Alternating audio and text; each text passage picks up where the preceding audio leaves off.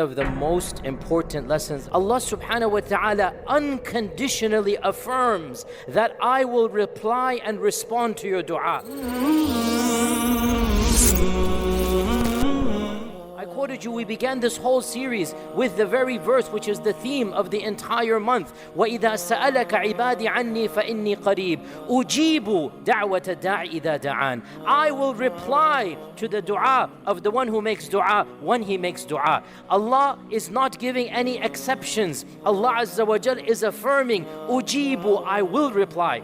And in the other verse we quoted, which is this, a second very important verse, Allah says, وَقَالَ رَبُّكُمُ ادْعُونِي أَسْتَجِبْ لَكُمْ. Your Lord has announced, make dua to me, I will reply to you. So then, what is the issue? What is the question? The question is as follows. If Allah Azza wa Jal has guaranteed the response, why don't we see that response? If Allah has guaranteed the ijabah is coming from me, then somebody will say, but I'm making dua, I'm making dua, I'm making dua, and I don't see the response happening. If we could understand that question and its response, which I will give today inshallah, the rest of the series will be far more easier to comprehend. So we will reply to this by exactly quoting what our Prophet ﷺ said. Hadith is in Muslim Imam Ahmad, and also a version of it is in Abu Dawud. It's an authentic hadith. The Prophet ﷺ said, Ma min Muslim, and there's not a single Muslim who makes a dua to Allah subhanahu wa ta'ala except that Allah gives him, listen to this, ihda thalath, one of three things. This hadith answers and clarifies the whole misunderstanding. The Prophet did make one condition. He said, that is not a sinful dua.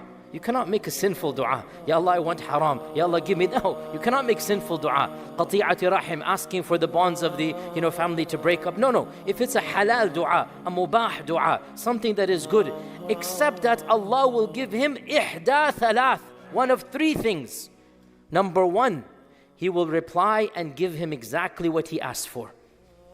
Number two, أو يدخر ثوابه في الآخرة, or Allah will preserve for him a thawab, a reward equivalent to what he asked for, and He will give it to him in the akhirah. So you will ask, and Allah will, every time you ask, credit your account.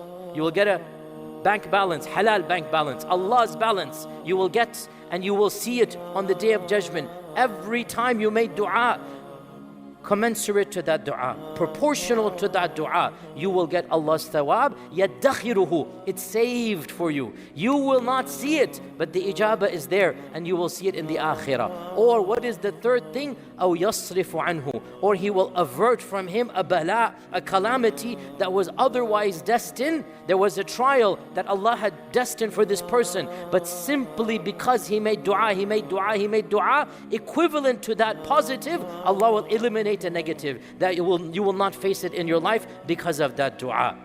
If you understand this is what ijabah means, then you can never say, I'm not seeing the ijabah. Because ijabah is not only category one. Actually, the Arabic word ijabah doesn't mean to give you what you want. Ijabah means to reply. Literally, ijabah is reply. Su'al and jawab, you reply.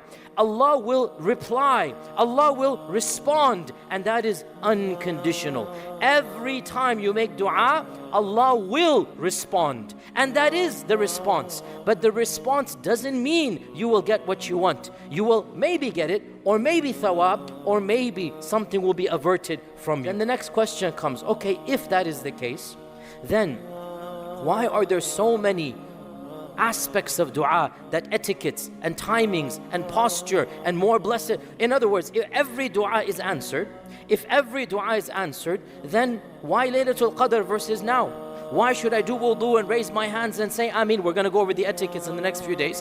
Why should I prioritize the etiquettes when I'm being told right now that every single dua is replied to? What is the fadila of Laylatul Qadr versus any other night when every single dua we replied to? And the response to this is once again twofold, and understand. Number one, all of the etiquettes of dua, the postures of dua, the blessings of dua, the timings of dua, the states in which dua is responded to. For example, the one fasting, the Prophet ﷺ said his dua will be replied to. Why the one fasting, when I just told you the Quran says everybody will be replied to?